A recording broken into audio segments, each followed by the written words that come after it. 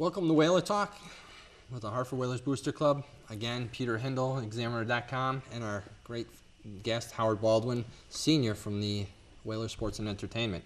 As we left off, we were talking about the lease and that type of thing. Yeah, we were going over the kind of the plan that you've put together, and you know how it would be such a great thing for that to happen in Hartford. But a lot of people are questioning, like I guess in 2006, the CDA did a study on the viability of the footprint, as they were calling it, of the XL Center, saying that it could not be retrofitted to support an NHL franchise coming.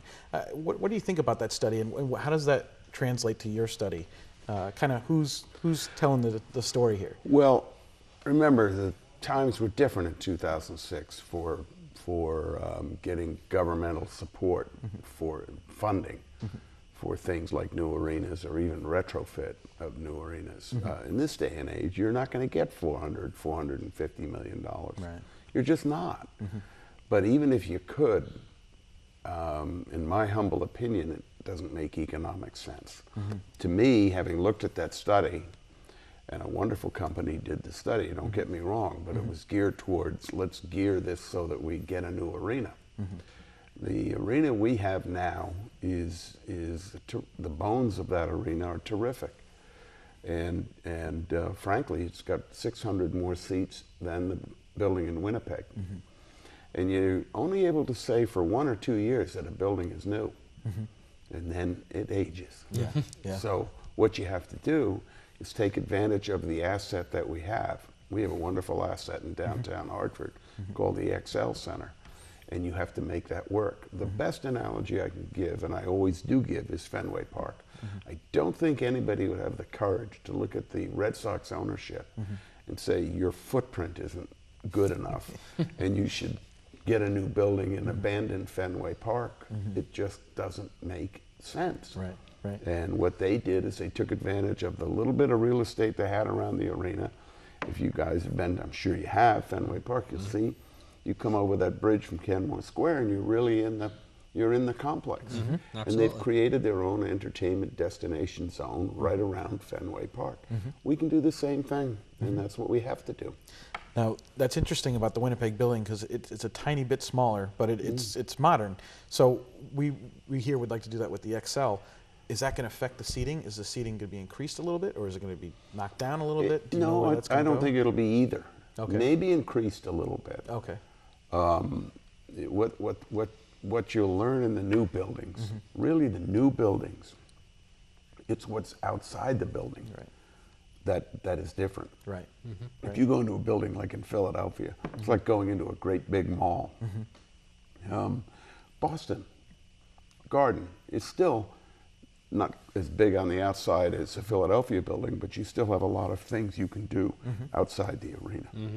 And We can do that here. And that's really what has to happen with Hartford. You have to have places to eat that are convenient, and there's a lot of fun activities. I drove golf balls up at Boston Garden, you know, at the little place in the computer. You drive the golf balls. It was great. Well, keep in mind you have attached to the XL Center, as part of it, 80,000 square feet of convention exhibition hall space. Right. That's true. And if you look closely at our plan, our vision is to put in food courts there. And again, we have to work with the AEG and the city and the state, all work together to make this the best entertainment destination facility in the country. And it can be done. And one of the things that a lot of people mention on this message board is they say, well, how can we help? I mean, we obviously don't have a lot to offer, but how can the common guy, who can they write to? Should they write to the mayor? Should they write to the governor? I mean, what should they be telling the governor? Like, I want this revitalization to happen, or? Yeah, I think if I guess the best thing I can say is, you know, we don't want to drive anybody over the edge, so to speak. But the fact is, people listen to consumers, and they listen to constituencies. And so getting support in the written form, whether it be in an email, for a revitalized downtown and a revitalized XL Center and making an entertainment destination zone is a good thing. You know, the city and the state belongs to the people. Right. It doesn't belong to me. Yeah. I've always felt the franchise belongs to the people. I say this a lot. We're nothing but a custodian for it, and hopefully do the right things. And then when it gets to the next, whenever that is, they'll respect it the same way. Emile Francis, we all remember Emile and love Great Emile. guy, great guy. Sure, Emile used to always say, Hartford is the Green Bay of hockey. Hartford is the Green Bay of hockey. And the best thing in the world, and one of the things, and I don't mean to get rambling on a tangent here, but someday down the road, what should happen here at the right time is to have this whole thing taken public. So the people never have to worry about losing a team. In other words, Never like have buy to worry. in like Green Bay did. Yeah. In That's other right. words, like Absolutely. put your money forward and you can own a piece of the You team. can And then own they're a not piece of going the team. anywhere. Correct. Right? You bet. Yeah. That would be. And I had that on the list to ask you. You know, Yeah. do we Well, do then it? you don't have to ask. Is that something we have to do? You Yeah. say, You put it "Good out question." Yeah. there. Yeah, that's great. So when you have talked to Gary Bettman at all, does he? People would like to know, what is he thinking about Hartford at the time when the Whalers were moving? There was this big Southern movement for the NHL. They thought that all these open markets were down there. Now that maybe a couple of franchises, It's called maybe the Sun Belt. yes, Yeah. yes. Well, Some are in the air, and you know, has he said that Hartford's not a place that we could go to you? no, he's never said that. Yeah. Gary has a look. He's in a position of having to represent a constituency of 30 constituents, 30 NHL teams. Right. So he can't. He's got to be very careful. I think he's done a marvelous job for the league, and I like him, respect him.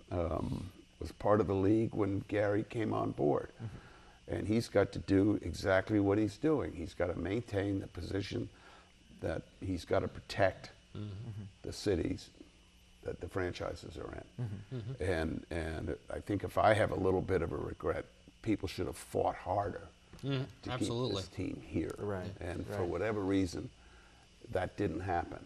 Yeah. But again, we can't change No, the history. past, right. So I think it's up to us to show the commissioner and the 30-member NHL teams we got a good market. We have to do what Winnipeg did.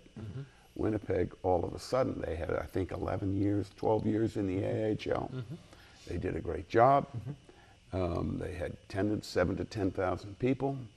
All of a sudden, they got their NHL team. They got the green light. Yeah, Right. so we have to build up our attendance. We have to get our building the way we want it to. We have to get an ownership group that's solid, and then be there ready to pounce when the opportunity presents itself. Now, you talk about ownership, and we talk about corporate support, and that's a huge piece of the pie. The Yep. corporate support has to be, you know, when I was downtown, it was Aetna, Lutkins Limited. You know, you had Macy's, G Fox. Well, it was G Right. Fox back then. They all supported the Whalers. You heard it all the time. Aetna supported. You know, Chuck Caton would be on TIC 1080 doing a game. It was all about the sponsors. How are the corporate sponsors now? Now that you're back in the game. Yeah, it's a great question, and that's another great challenge that I have and that we have, is to get that corporate support back the way it used to be, and it's coming. Okay, good. I mean, the Aetna's been fantastic. Yeah. CBT's been fantastic. St. Francis has been fantastic. Cigna has done a great job. Webster Bank has done a great job. I don't want to leave anybody out. Or Sure, yeah, There's absolutely. been a lot. Yeah. But the fact of the matter, it's coming. We still gotta go more step. But for Hartford to succeed in the long pull, and for Hartford to ever hope to advance from one league to another, the corporate support has to be there. Right. Because if you look, I don't mean to, but if you look at the history, in 1988, the corporate ownership, because really I had a ownership piece, but I was the only individual. The corporate ownership said it's time to sell. So we sold. And the mistake that was made was selling 100% of the team. Right. We should have kept 50%. Right. And the minute the corporate support left, the ownership, slowly it declined. You know, one of the things that we wanted to mention also was the Whale Bowl was just an incredible thing. I mean, it was extremely cold, but I extremely enjoyed it. Something I'll never forget, and it was truly like a Hartford event. You know, Yeah. now had it been this year, we wouldn't have had a snow issue, but we had so much Goodness. snow Yeah. that the removal costs You just would have made it 40,000 so people yeah, there. I know, really. And a lot of people have told me that they just didn't want to bring their kids out in that type of a weather situation. It was just, you can't control that, though. So you can't control the weather, and I'm almost glad. Yeah. I mean that they did. I mean that was weather that you might perish in. Oh, yeah, I know, absolutely. it really was, yeah. It was 15,000 strong that Yeah. stuck right in there, and we broke the record, right? Yeah. Well, we had 22,000 paid, Okay. and with no gate sale. Right. That's what you see. We thought Yeah. that we'd have a really good walk up, 5,000 or 6,000 people. Yeah. We had, I think, 700 or 800 people Yeah, that yeah. came for the gate It sale. was tough. And the other thing is, it would have been way better to have played it in the afternoon, but we couldn't because of the AHL. Right. Because the teams played the night before. Oh, Right. So you had all the, it was the perfect storm of things sort Right. of going against you. Right, and on top of that, I think you still had to pay rent for the building. Didn't you have to still pay for the XL Center, or no? Don't get me going on. All right, never. So I mean, there was a lot of expenses to it. I just want you to know that it was really appreciated. Yeah, We well. really enjoyed it, and one of the things, of course, everyone's looking. They want the next thing, and this may not be something that's profitable in the AHL. I don't know. Maybe you can tell us about bringing the All-Star game, the AHL All-Star game. Yeah, oh yeah. It's Yeah. something really Howard Jr. has talked to Dave Andrews about that. And next year, I know it's in Providence. Right. But we definitely want it, because we'd be the only city on the planet Right. that had WHA, Right. NHL, Right. and AHL. Right, and you could get. I mean, I'm telling you, there'd be a good crowd because you're Oh, going to I have think you'd sell it out. for that. Springfield, Yeah, look at Bridgeport our fans, proximity. Providence fans, even Hershey fans are going to make that trip. You bet. And we've got this building that AHL wise is a giant. I mean, it's a very Absolutely big building, right. a good place to showcase. Hopefully a year after yeah, next. Yeah, that'd be That'd be nice. great. That would be That'd great. really good. What other things do you foresee coming for the team, like promotion-wise? There's always a lot of promotions on Saturday nights, and that's usually where your biggest bang for the buck is. But do you think promotions would help, like during the week or on Friday nights? Would you think that would help attendance? Or? Well, they're working hard on Friday nights, Saturday nights, midweek.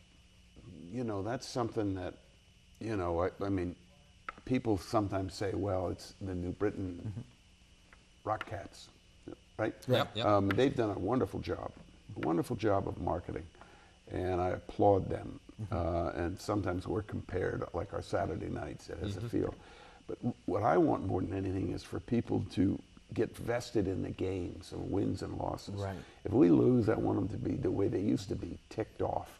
And if we win, I want them to go out there happy, honking their horns. Oh, absolutely. And that's what's going to really be the key to our success, and that will drive your midweek crowds. Right. The winning wins and losses. Yeah. Absolutely. Well, we're gonna wrap up this segment, and we're gonna head to another great highlight that we were able to find from the '86 season with the Hartford Whalers. So we'll be back in 1 minute after you enjoy this highlight.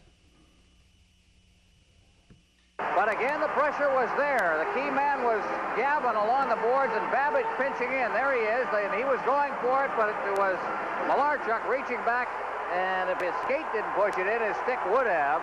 Kevin Dineen apparently has been given credit for it, and the Whalers, as you can tell, are in front. This crowd, this town has gone hockey crazy, obviously. A place that was nearly on the ash heap in terms of hockey here because of poor teams. They have really caught fire, the fans here in this town.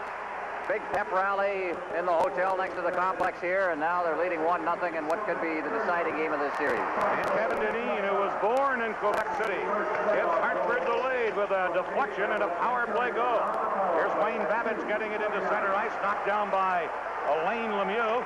And now here's a chance for Hartford as they move in again, but it's broken up, and Ashton comes back for Quebec. Giving it to Lemieux, who's just up from Fredericton in the American League. He flips it in now.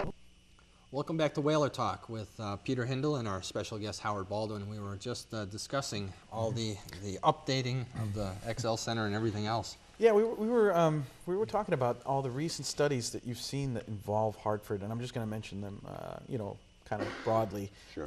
There was a mention of that Hartford had the highest gross domestic product in the world, and then at one point the Business Journal had come out and said that Hartford had the eighth. They ranked 8th as the city with the most disposable income for a sports franchise.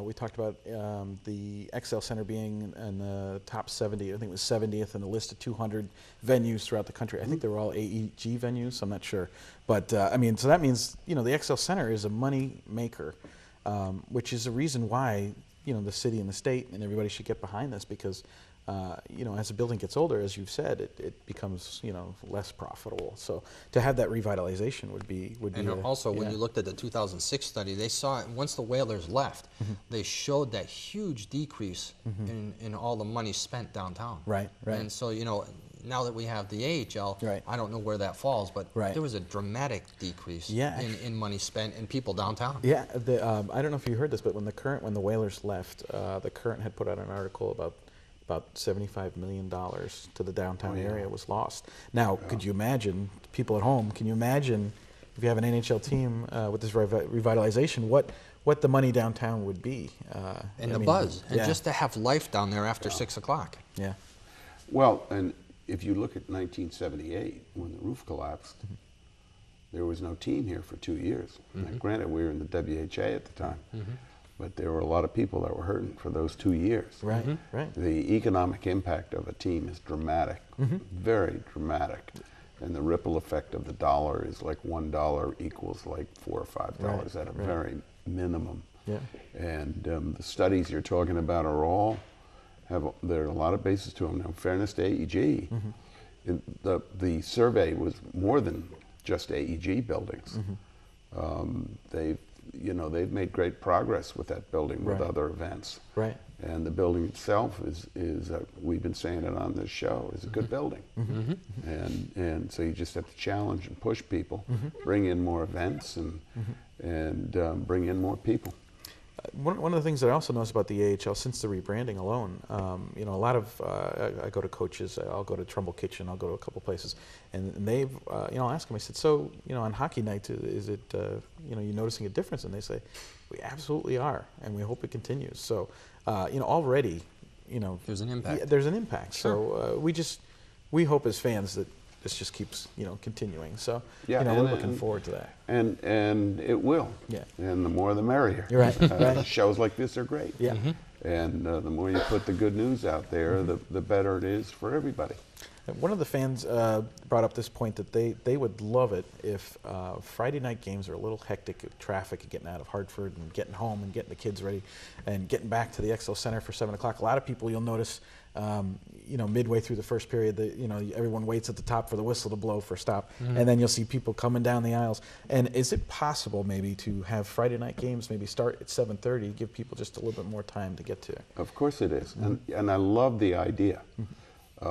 Because I've just got to raise that with the ticket people and the marketing people. But I think it's a heck of an idea. Yeah. Because Fridays should do better. They used to do great when we were in the NHL in the 80s. Right. And we should be looking at that right away. I never would have thought of that. And then you reminded me that we played at 7:35 on Friday night. Right. For the NHL.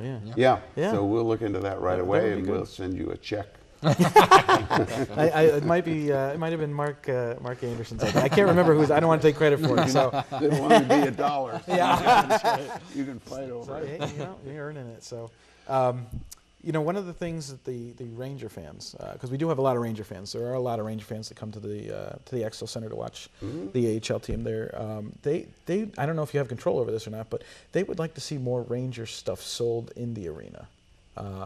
They would like to buy a couple of things, and I said I'd mention that. I don't know. I'm glad you mentioned that too. We're not against that at all. I mean, one of the things we want to do is put a store back. Right. Remember the store? We want to put a store back, and we've had plenty of stuff in there. And I remember. And so that's a good idea too. Yeah, back when they had the whale shop. Yep, the whale shop. But you had NHL merchandise from all over, so I figured that was not. I'm sure the Bruins stuff is selling very well this year. Of course. We're not against selling. Yeah. Listen, we'd sell Red Sox, Yankees. Yeah. Make it a place. If somebody wants to buy it, all the better. I went to Parade of Novelties at West Farms, and I went in there the other day, and they had Whalers stuff, and he told me, brand new Whalers hats have come out. All of a sudden, wham! He goes, number 8. he goes, I found out today Whalers apparel is number 8 online. Yeah. And I was like, this is amazing. It's our team. Yeah. Yeah. Yeah. So it's Well, that tells you a lot right there. And don't think that the NHL doesn't notice that too. Yeah, I was going to say they probably do because they're kind of making the stuff. But everywhere I go, you've been the man to downtown New York, and you've been to the NHL store. Yeah. It's there. It's there. And it's there, Yeah. and they have it like 15 to 20 different items. Yeah. With Yeah. the Whaler logo, because we're in there a fair amount. Right. So I figured all that stuff that I put away in 1997 would be worth something by now. But there's so much Whaler stuff out there. It's just and I find myself. My wife's not a big fan of me buying so much Whaler stuff, but I see something and it's pretty good. I mean, it's a logo it's never going to go away. and it's perfect. It is the absolute perfect logo for our team. And when you look at who's wearing Hartford Whalers logo and apparel, colleges and universities, these young kids who maybe haven't seen a Whaler game live are wearing them all over. They have the shirts on, they have pucky, they have the hats, and they're sideways, they're upside down, they're doing their thing. But it's amazing because you say, oh, you like the Whalers? No, I like the hat. Well, you should like the team, go see hockey.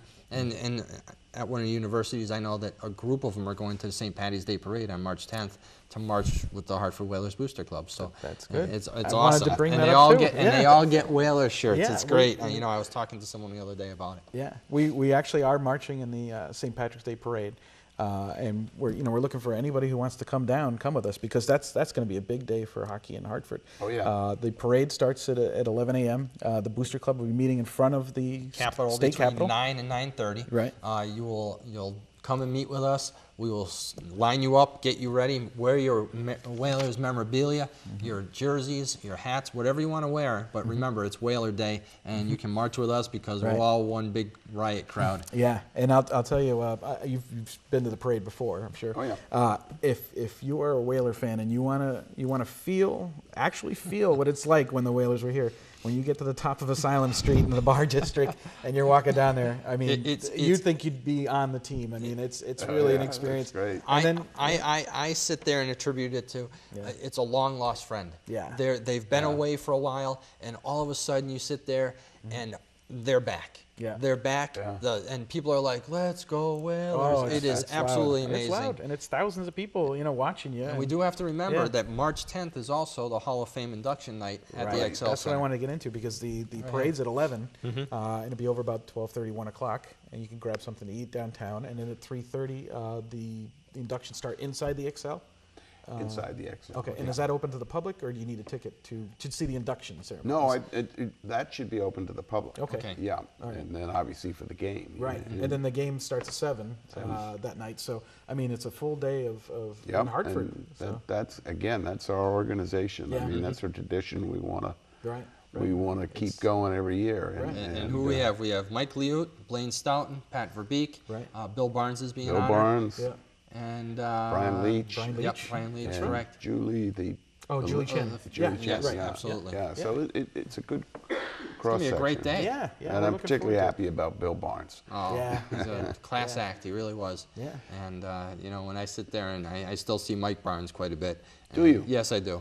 He's such a great guy, and when I worked in the ticket office, we were great friends. Yeah, And, that's good. He's it's a good nice. young fella. Yes, he is. I was going to talk about some stats that I thought were interesting because we were looking at statistics prior to the rebrand and after the rebrand, and these were stats that were brought up by on the message board by a guy named Mark H.2919, and 2919, of course, was the numbers that are hanging in the rafters. Right. So that's why he chose that. But it was just interesting to look at. If you look at, there's been 53 home dates since the rebrand, and that's brought in 218,210 fans and averaged about 4,117 a game. I made a mistake. This is the Wolfpack, 53 games prior to the rebrand. Okay. So now we take the 53 games post the rebrand, which are the same amount of games, and we have 303,000. Wow. 611 That's fans. significant. Right, and 5,729 fans a game. So, already just in 53 games, we're Yeah. seeing 1,600 more people come to the XL Center to watch hockey, which I think That's is phenomenal. yeah. Well, and I'll tell you, the again, last year was very tough for a whole lot of reasons. We played 27% of the home schedule in the first 5 weeks of the season, which is really, really difficult. This year, the schedule is better. But from this year to last, or last year to this, the revenue growth for our market is the highest in the AHL, and which is a good thing. Yeah. And season ticket base is doubled and a little bit more than that. Oh, good. And so they're doing a great job down there. Right. We just have to keep her going. One of the things we noticed from the seating chart next year is we're going to be like just selling lower bowl tickets. Is that how that works? Well, not quite. I mean, that's Sean and Nick, the ticketing fellas, and Dave, and we all felt that, okay, put the emphasis on the lower bowl, and there are some sections at center in the upper bowl. Right. And then the rest of it will be open, but we want to try to make it more intimate, if you know what I mean. Right. Absolutely. But on a night when you do more than 7,000 or 8,000 people, you have to open up the rest. Right.